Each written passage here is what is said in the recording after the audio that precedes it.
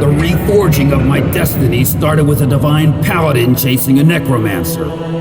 This paladin and his companions had recently enjoyed a string of successes in their battle against the Black Ring, and the pompous fools didn't expect much trouble. They were wrong. The smiles were soon wiped off their smug faces when the necromancer summoned the demon overlord Samuel to his aid. A daring summoning indeed, as Samuel can be notoriously difficult to deal with. But unfortunately for me, in this particular case, the demon proved to be most useful. The divine paladins were no match for Samuel. I hear it took weeks to clean up the mess. However, he did leave one alive. He always leaves one alive. After all, torturing is no fun if the creature is already dead. He imprisoned the last paladin in his citadel, on the demon world of Nemesis, which is where Samuel likes to test out his latest imaginative torture methods on his long-term guests. And that's where I come in. Samuel is a very traditional demon. He takes loyalty very seriously. I belong to a very different camp. Being what I am, I wasn't really afraid when he caught me. After all, what could he do to me that hadn't been done already? Unfortunately, I underestimated him, an almost always fatal mistake when dealing with a demon. Of all the things, he decided to forge my soul to that of his paladin plaything. For a while, I slipped into unconsciousness. When I awoke, I too was in prison. That was easy to rectify, but that didn't solve my real predicament. There was something new inside my head. A burning itch of a presence, and I didn't like the feeling at all. It was time to introduce myself to the itch.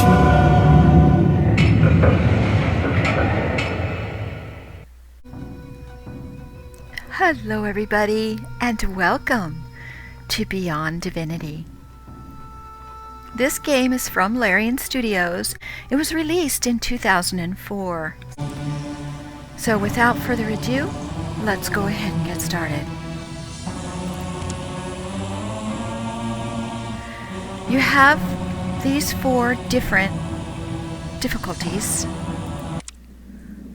and then it pops you right into the character screen. And we're going to pretty much leave his face and everything. We'll give him different hairstyle, give him his brown hair. Let's look at the faces. You can't really, yeah, kind of like that one. So we'll go with that. And we'll give him his name. And this button here is where you pick your initial starting specialization: warrior, wizard, survivor, just like in Divine Divinity. Now once you get your character the way that you want, we also have some statistics that they give us. And you can move these around right now. You can switch them up. There's a couple of new ones for this game. There's speed, become faster, evade attacks, and recover rapidly. And there's also survival, boost luck, accuracy, evasion, chance to hit, and resistances. I was able to pop into the game and look at the UI and hit all the buttons and kind of figure out what's going on with that. So we're going to go over that when we get in there. So once you're done with your main character, you hit this accept button and you see that our companion is a Death Knight. You cannot make any changes to him physically. You can see that he's got some stats, but and you can work with those a little bit too if you'd like. Right now, you cannot change his name, and you can also specialize him into wizard, survival, or warrior, and he is a warrior, as you can see here.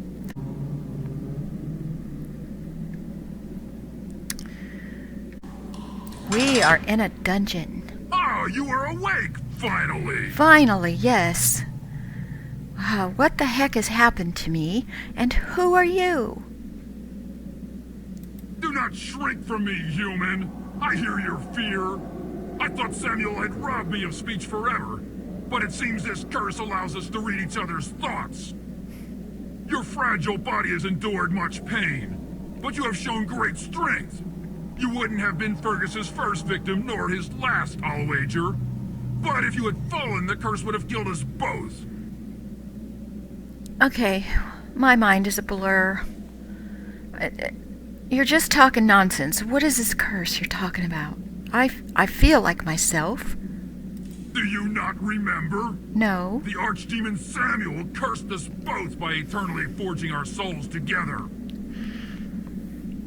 Who is Samuel? Samuel, the master of this citadel, punished me for letting you escape. As you slipped through my fingers, I felt a burning inside, as you filled my very soul, and I yours. Now we are bound together in both life and death. Oh, what does this mean, exactly? Our fate is uncertain, human. Now there is only one choice left. We must flee this place. Together. Okay, well, how do we free ourselves from this curse? The only way to rid ourselves of this curse is to persuade Samuel or Isolde to remove it. And Samuel will never relinquish his hold on us. But with Isolde there is a chance. For some old ties are not easily forgotten. She is my former mistress, a witch still living in Revelon. But in order to reach her, we have to escape from Damien's prison universe. Alright, one more question. Who the heck is Damien? Time is not on our side, human. If we want to escape alive, we have to work together. Come now. Hurry! Alright. Okay, so this is our first look at the UI. And as you can see, it looks a little bit different. Up here, on the right-hand side of the screen, is a window with our character portraits and some buttons on the side. These will be our primary skill, secondary skill, and potions for each of us. We are separate entities, even though we are tied together. So you can move them individually if you'd like, or by hitting this button here, you select both, and they will move together and attack together, which is the way I'm going to play it, because I think that's just going to be easier. Now you can see the Death Knight is a little bit hurt. I don't know why. He doesn't have very much hit points. But he doesn't. We seem to be okay, even though we don't have too many. This button here, if you recall, is the same as Divine Divinity. It opens up your quest log, and we have one quest. I must escape this prison together with my new Death Knight companion. And on the right, we can also look at the big map. And we can look at our trophies when we have some, conversations, we can place notes. That's pretty familiar if you played the last game. You can pause the game by hitting your space bar, or you can hit this. Now, one thing that is a little bit different, or one of the few things, is your inventory button. Now, if you hit that, I'll kind of explain instead of reading. This game has combined 3 windows into one. So you have your armor window, your equipment window, your stat window, and your inventory. And this is only for Awdon. The Death Knight has his own. And you will see that he comes equipped with a short sword, whereas we unfortunately have nothing. But we can look at all of our stats here. And you can tell where you got to be for your next level. We haven't gotten any XP yet, so we're still at 0. So there's that. And the Death Knight, I don't know. Yeah, he starts at level 2. So he gets a little bit of an advantage initially. But it pretty much works the same as the other windows did in the previous game. Now we do see this button. This is our skills button because we've started the game, and when you level up, you will get access to this, and this is a little bit different. I'm going to read this description for you. The skills window is not to be taken without due consideration. When a party member's level goes up, selecting the appropriate skills provide a substantial advantage. First, consider the selected character at the top right. You may switch to another party member by using the arrows. Next, assign a new skill by selecting an empty slot through the different skill paths. When you reach the end of a skill path, you may invest your skill points in one of the so-called boostables.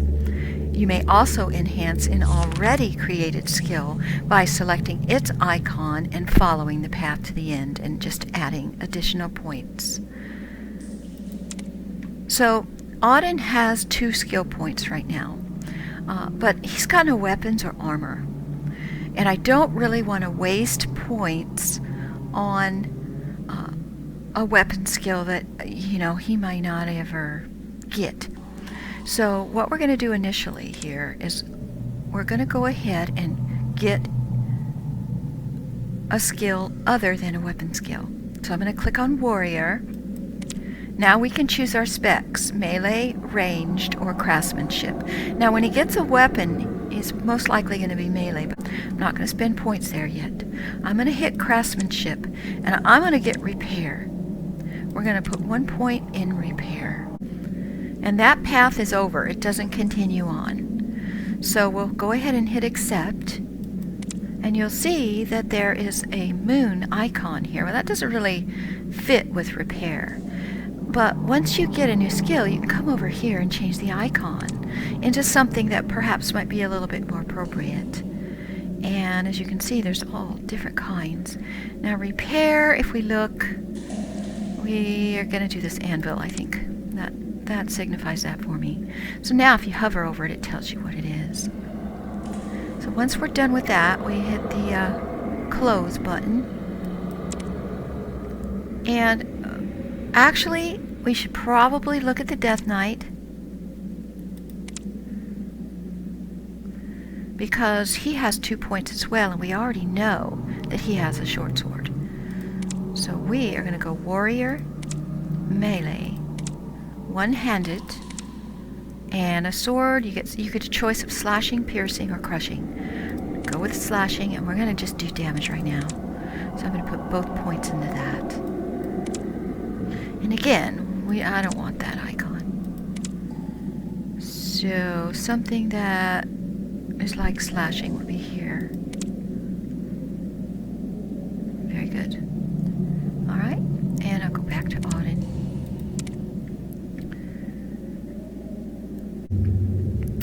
So that pretty much shows you what this window's about.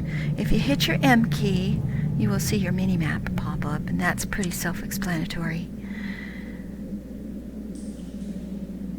So let's go ahead and see what we got. Now this game, you can sleep on hay, you can move things around, so all of that is fairly familiar. Let's make sure we're both traveling together, and let's leave this place. And here's a rat. Rats are normally neutral. Do you wish to attack it? Yes. We need all the XP we can get. Very good. Alright. Now we're just going to kind of see where we're at. We got a lava pit there. One item in this barrel. Okay, we got a club. Awdon has equipped it. I'm not going to give that skill yet, though, because I really don't want to use a club. So let's keep looking around. Maybe we'll find something a little better. Oh!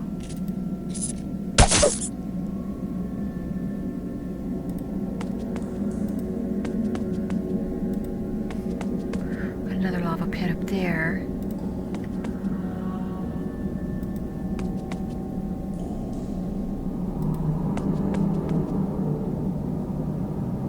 What are you doing outside your cell, prisoners? Do you really think you can leave this citadel? Watch me. You're absolutely right. You will leave from here. Feet first. I don't think so.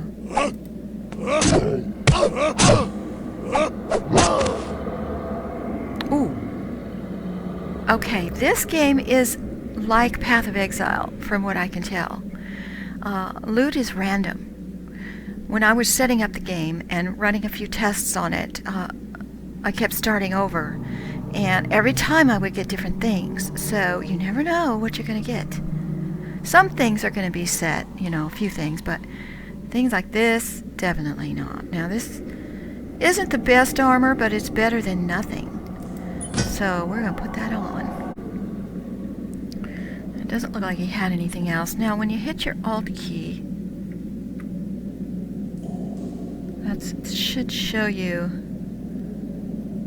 things on the ground, but there isn't anything for us. You can move things around, and there might be some things underneath stuff, but I highly doubt it in this particular spot. So let's continue, look around, kind of stay on this main path.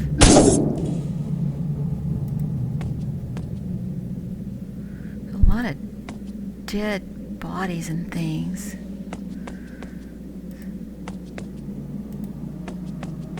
Lots of bones. Hey, prisoners! Who let you out of your cells? Who wants to know?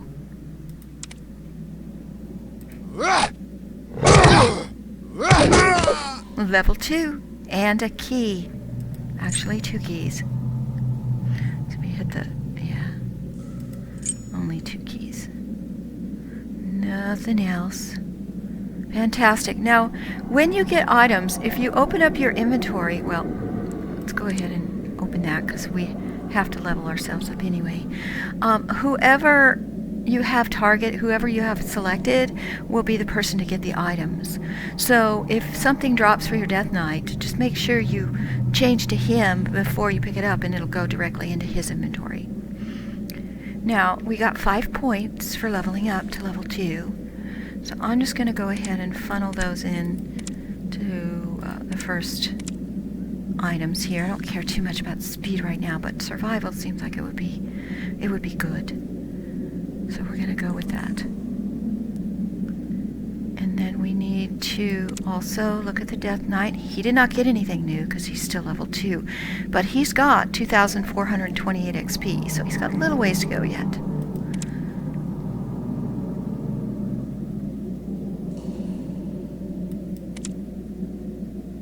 Okay, so we got a little bit more stamina, a little bit more vitality. You can tell when you level up because your bar goes down a bit because you did increase in your stats, which is cool. Now we have to look at our skills. Now Awdon does have a club now, so what I'm going to do is we're going to go ahead and give him some skills in that club. Now he's got 2 points, so we're going to go melee, one-handed, crushing because he's using that club, but I'm still going to go with damage. Probably going to end up getting something better shortly, but you know, you never know. So we're going to accept that. Now I don't want the lightning bolt. Crushing, I'm going to say the bone right there. That looks like crushing. Okay, and he doesn't have anything new.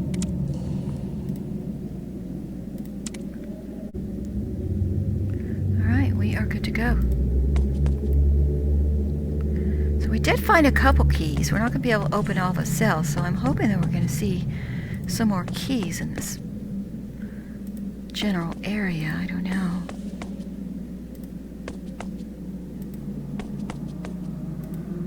Does not appear so.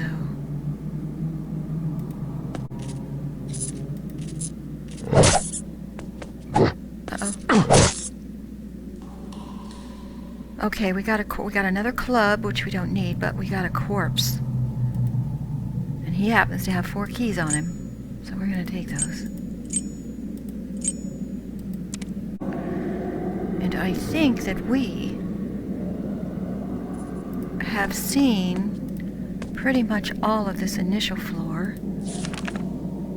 Now, next episode, we're going to go in all these cells that we have not been in.